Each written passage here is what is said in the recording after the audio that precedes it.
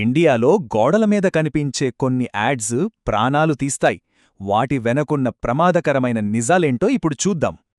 చూశారుగా, సర్జరీ లేకుండానే ట్రీట్మెంట్ అంట. కాని ఈ మాటకు వెనకాలే పెద్ద ప్రమాదం దాగుంది. ముఖ్యంగా రైల్వే ట్రాక్ల పక్కన ఈ గోడల మీద ఇలాంటి రాతలు మన కంట పడుతూనే ఉంటాయి. కాని సరిగ్గా ఇలాంటి ఒక హామీనే 17ఏళ్ల అబ్బాయి ప్రాణాలు తీసింది. ఆ ట్రీట్మెంట్ తర్వాత రవితేజకు ఆగకుండా బ్లీడింగ్ అయింది. చివరికి 12 రోజుల్లోనే చనిపోయాడు. అసలు ఈ నకిలీ డాక్టర్లు జనాల్ని ఎలా మోసం చేస్తున్నారు? అసలు కన్ఫ్యూజన్ అంతా పైల్స్ అనే ఒక్క పదం చుట్టూనే ఉంది.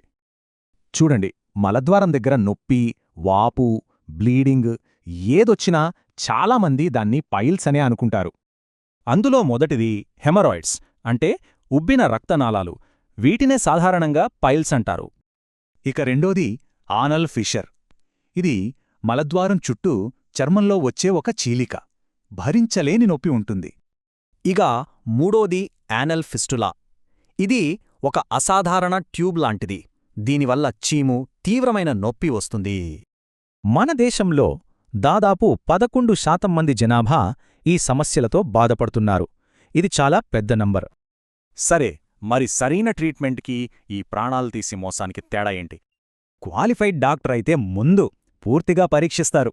అసలు సమస్య ఏంటో కనుక్కుని దానికి తగ్గ ట్రీట్మెంట్ ఇస్తారు.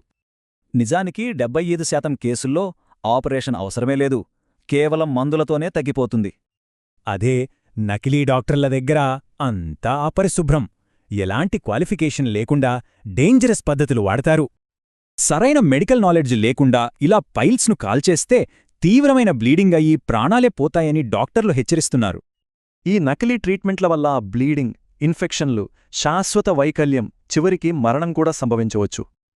ఇంత రిస్కుందని తెలిసికూడా జనాలు ఈ గోడ ప్రకటనల్ని ఎందుకు నమ్ముతున్నారు? ప్రధానంగా 3 కారణాలు. సర్జరీ అంటే భయం, హాస్పిటల్ ఖర్చులు, సరైన అవగాహన లేకపోవడం.